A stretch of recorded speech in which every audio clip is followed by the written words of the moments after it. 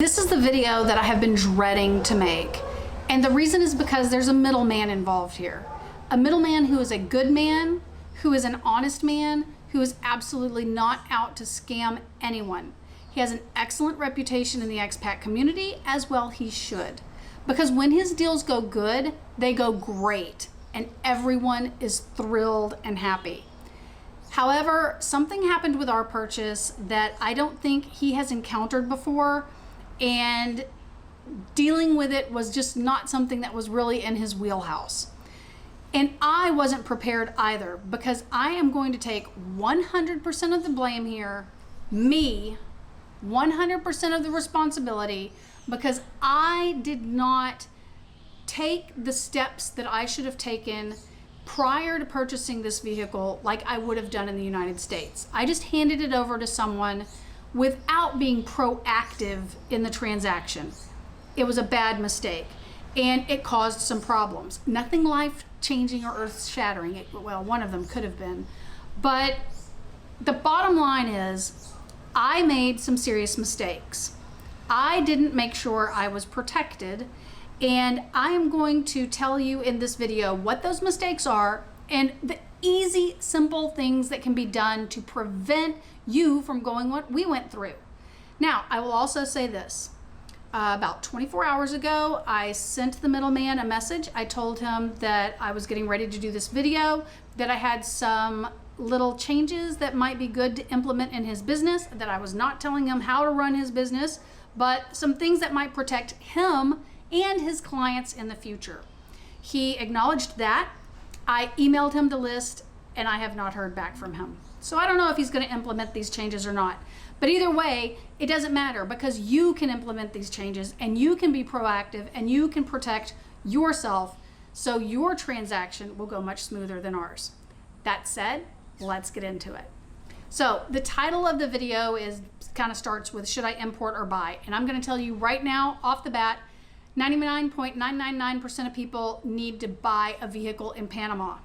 But Mary, I love my car. I want it in Panama with me. Look, let's look at this logistically. Let's say you have a $20,000 car. It's going to cost, on average, you need to talk to a shipping expert, but on average, about $3,000, depending upon where you are in the US, to ship that car to Panama. That's just the shipping. Once it's here, it has to get through customs. Through customs, you're going to have to pay two separate fees to customs. You're going to have to pay a duty tax, or a duty fee basically, like an import fee, and that's going to be approximately 25% of the vehicle's value. That's a lot, okay? That actually is a whole lot. And who determines the value of your vehicle? You? No, Panama does. Chances are they're going to value your vehicle higher than what it's actually worth, and you have to pay that percentage. Okay, so keep that in mind. Then on top of that, there's a 7% flat tax that you have to pay, so you've got that involved. And then you're going to have to hire probably a broker to help wrangle all of the paperwork over here and get everything out of customs for you. Let's go back to that $20,000 car. By the time you pay 30% between the duty fees and the 7% tax, you're at like $6,000, and then your shipping is like another $9,000, almost half the value of the vehicle just to get it into Panama. And that's assuming everything goes smoothly. Things can get hung up in customs, things that can cost you time and, more importantly, money. Okay, so keep all of these things in mind before you decide to import. All right, so you've said, Mary, I don't care. I love my car. I'm importing it. All right, now you need to ask yourself two more questions. Number one, can you get parts for your vehicle in Panama? Chances are no, unless it is a vehicle that's already very popular in Panama. And if that's the case, buy it here and save yourself all that money. Okay, Mary, I'll just order my parts from the United States or wherever and get them shipped here. Then it's not a problem. All right, think about this. Now you have your part, but do you have a mechanic who is competent enough to work on your make and model of vehicle, especially if it's something that they hardly ever see, if ever, here? So those are the things to keep in mind when you import a vehicle. Like I said, I think only the tiniest portion of people import would apply to. Everyone else, buy a vehicle here. There's plenty of them. They're reasonably priced, and you will be much happier for it. So that's what we did. So let's talk about our purchase. We knew what we wanted. That's where you have to start. Just like when you're deciding countries, like we had in previous vehicles, you've got to know what you want. We knew we wanted a 4x4 because our property requires a 4x4. We knew that we wanted a truck because we're going to be hauling a lot of building materials to the property. And so having those two things in mind and looking at the vehicles that were available in Panama, the no-brainer, hands-down winner was Toyota Hilux. This is basically the national vehicle of Panama. They are everywhere, which means parts are readily available, mechanics are readily available, no issues there. So we knew what we wanted. Also, I wanted automatic because I do know how to drive a stick. I grew up driving a stick. My first car was a stick, but I'm too old and lazy now. I want an automatic. Okay, and that was a little bit harder to find, I will say that. So I had looked on Encuentra24.com, which is like the Craigslist for Panama, and I did find one Toyota Hilux automatic that was on Encuentra. I then went and contacted this middleman who, again, is very involved in the expat groups and has an excellent reputation. And even one of my personal friends had dealings with him, and she said he's great. So I contacted him, told him what we were looking for, and he found that same vehicle that I had found on Encuentra. And he said, hey, that is actually at the dealership of my friend. I was like, this is great. Because what we wanted was, we had a very limited, again, we get into this time crunch. We had this very limited time window for my husband, Brian, to get in, get his immigration done, for us to get to Bocas, inspect our property, and him to get out. 2 weeks. We did not have time to go vehicle buying all over Panama City. Plus, I didn't want to I don't like to negotiate with American used car salesmen. I don't want to negotiate with a Panamanian one in Spanish. So we decided we're going to have Mike handle this transaction for us. He finds the car, he goes and drives it for us, comes back and reports that it's great, it runs great, blah, blah, blah, blah, blah.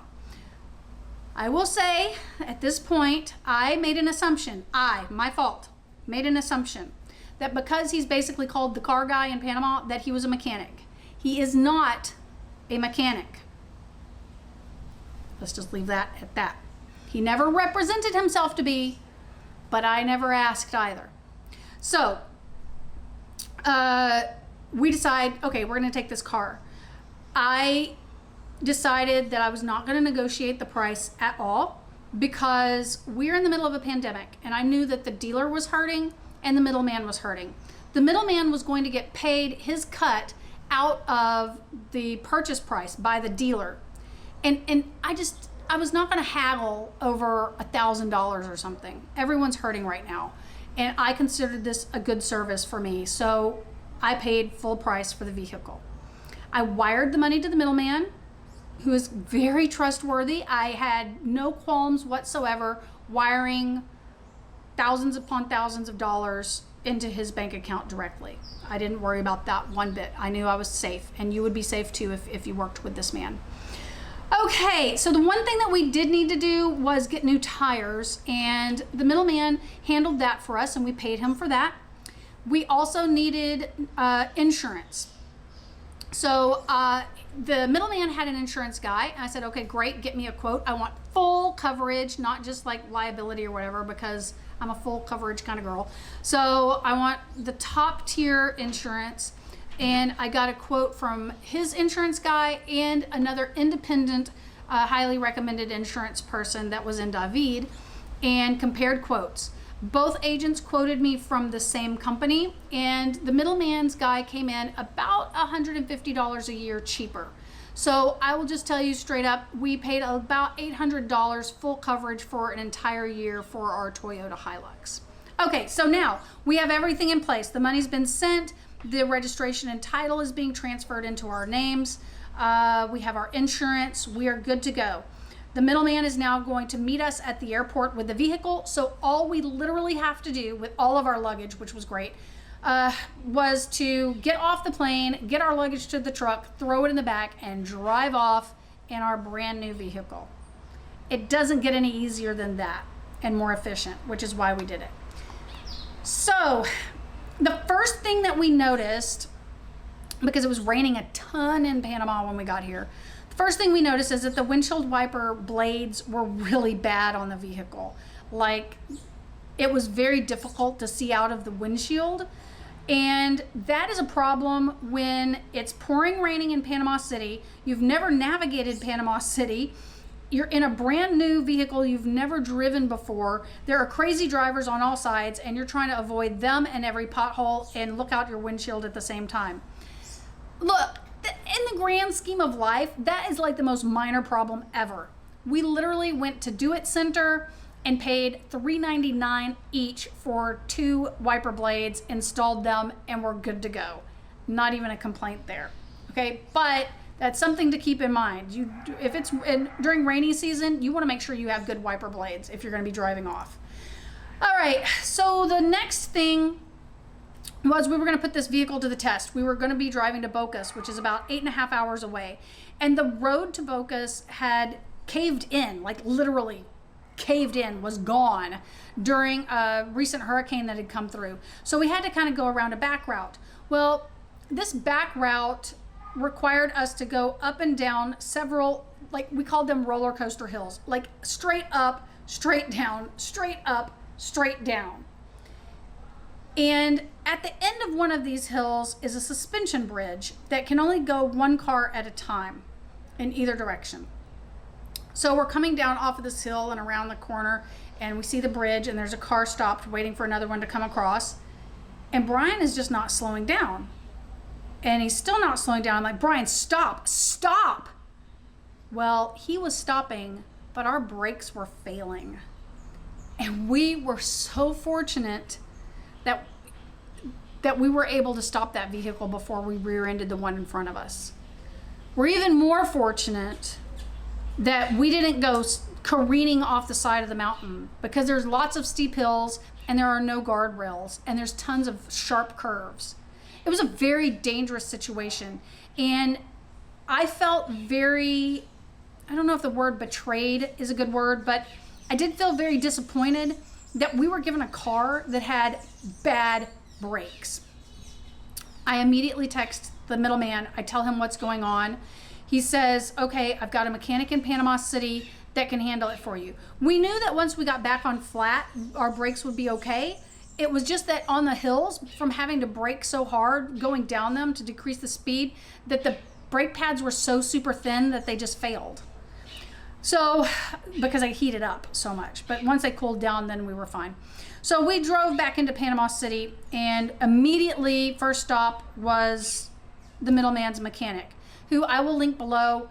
Great guy, really helped us out. We spent a lot of time with him over 2 days. We'll get to that. So we pull in, we get out, and the first thing we notice is that the flare, kind of the wheel guard thing that's on the driver's side front tire, the piece that attaches to the body but kind of goes out over, I'll show you in the picture,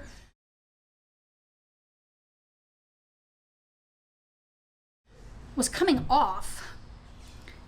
And Brian kind of pulled it back a little and looked. Every clip was broken, and it had been glued to the body of the car with this black stuff that starts with a B. I can't remember it, but this black stuff, you'll see it in the pictures.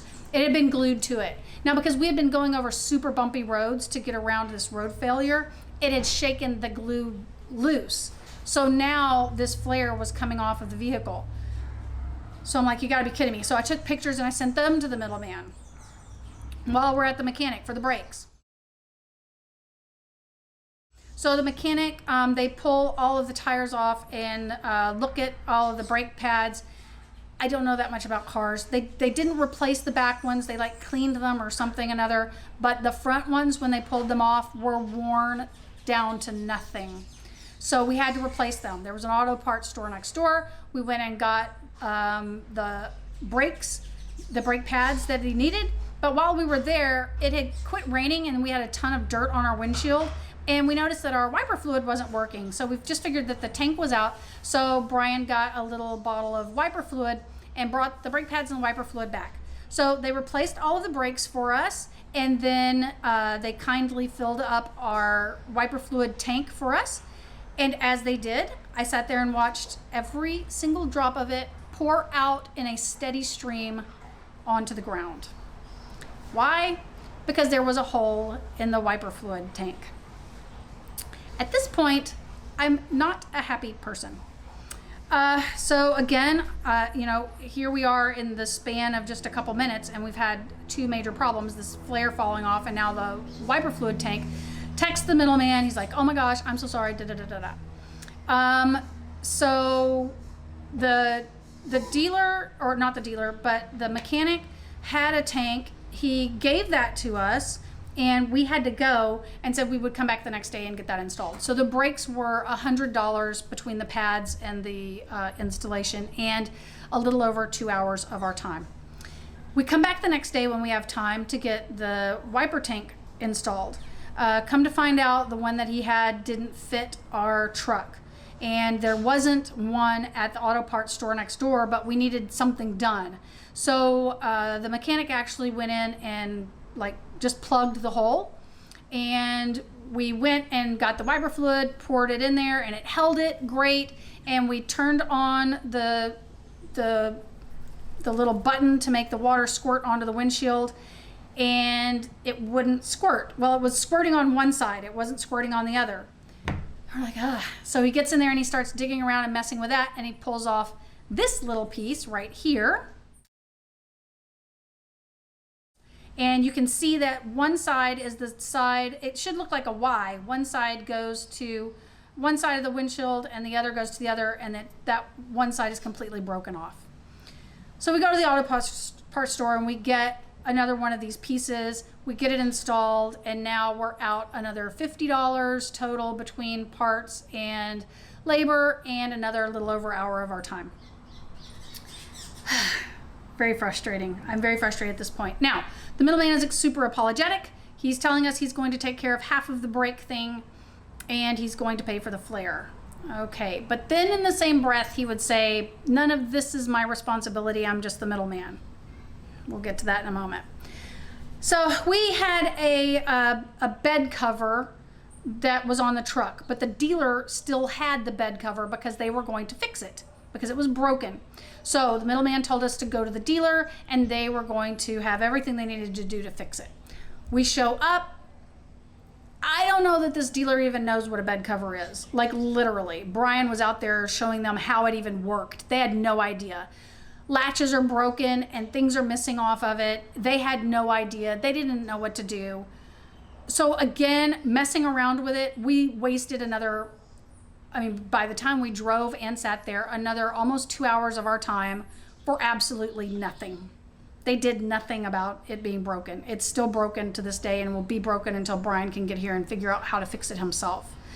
So another big aggravation of just wasting time. We did mention to the dealer when we were there, we showed them the flare and how it had been glued on. And they said they were going to talk to the middleman and work out how to handle that. Great, because that was one thing that was going to be probably pretty expensive. Bodywork is pricey. Okay, so the next thing was we wanted to use the Panapass that had come with the vehicle. And Panapass is basically like a automatic pass that allows you to go on the toll roads here in Panama City. And so we went through once, and it said that we needed to recharge our Panapass.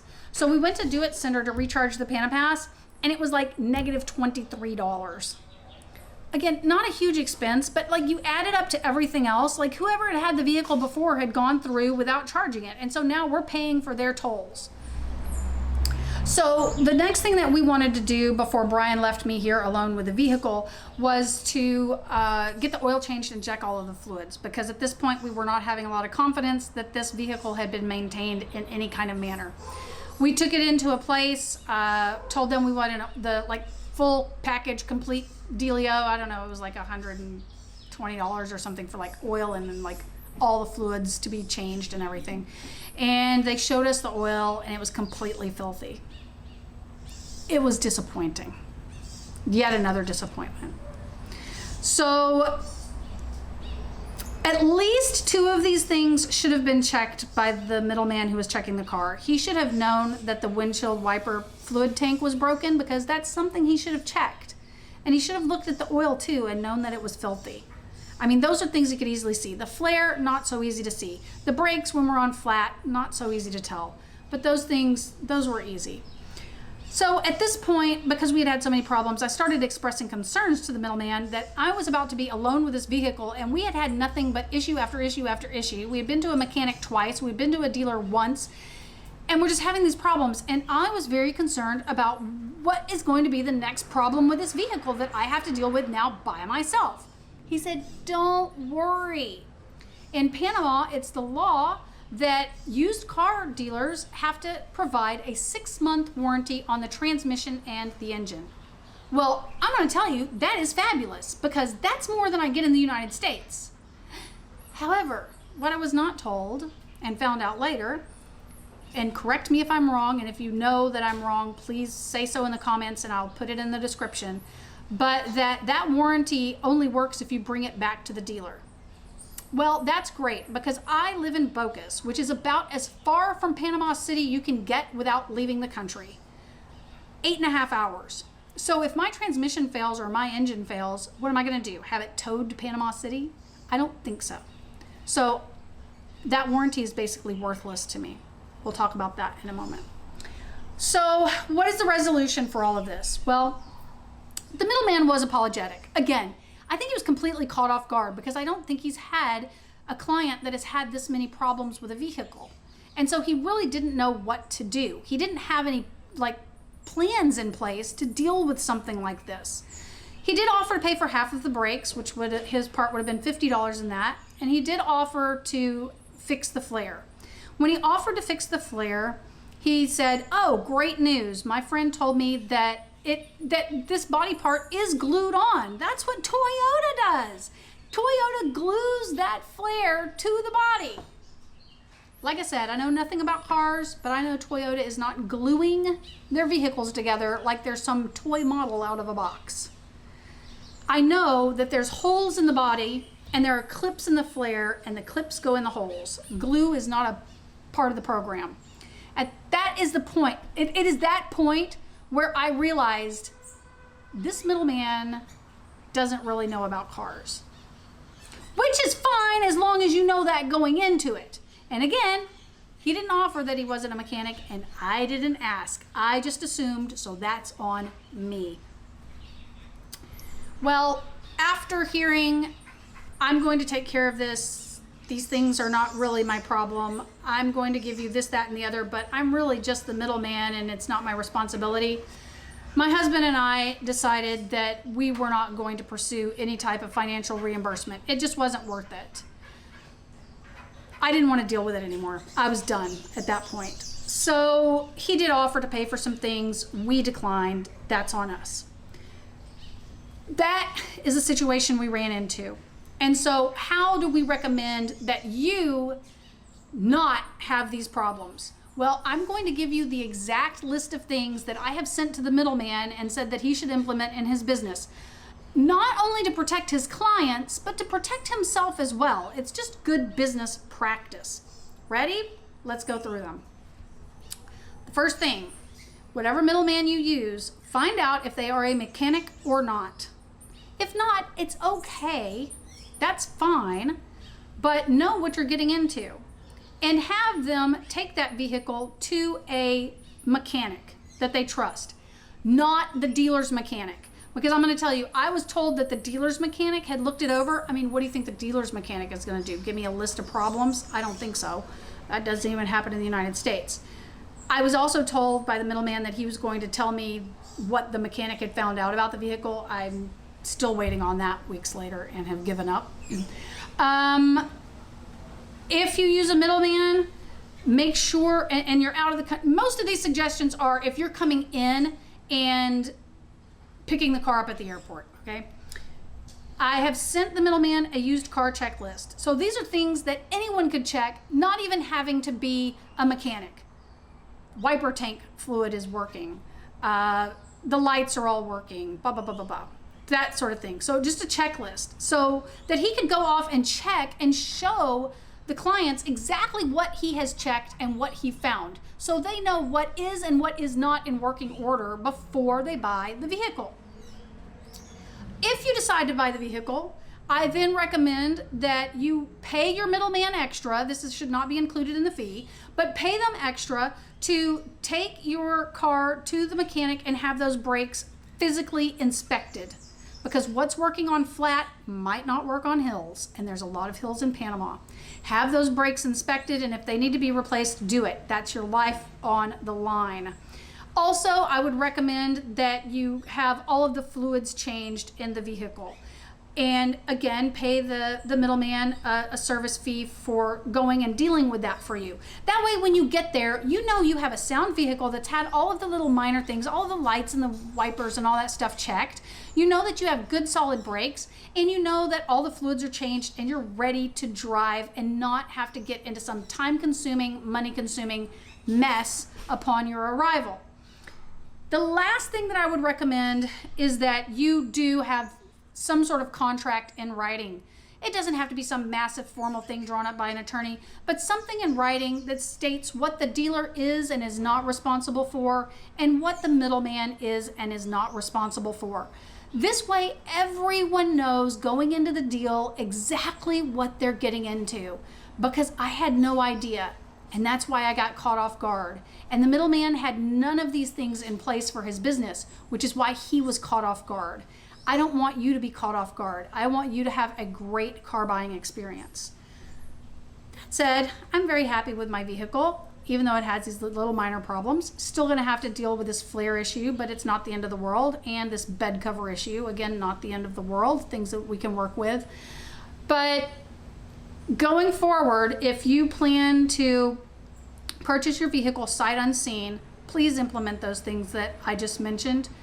And if you are going to be in Panama and physically buy your car here, I highly recommend that you do it somewhere near to where you live. If you're moving to Boquete, I highly recommend you buy from a dealer in David.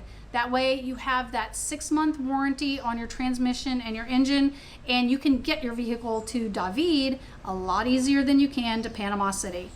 So I hope that this video shows you how to prevent falling into some of the mistakes that I fell in. I'm gonna reiterate, they are my mistakes. It is all my fault. Had I implemented these things in the beginning like I should have, these are not obscure things. These are things I should have thought of. Had I done it in the beginning, I wouldn't have had the problems that I had, and I would have had an excellent experience with this middleman, because I will repeat it again, he is a great guy. He is not out to scam anyone. So I hope this helped you, and see you on the roads.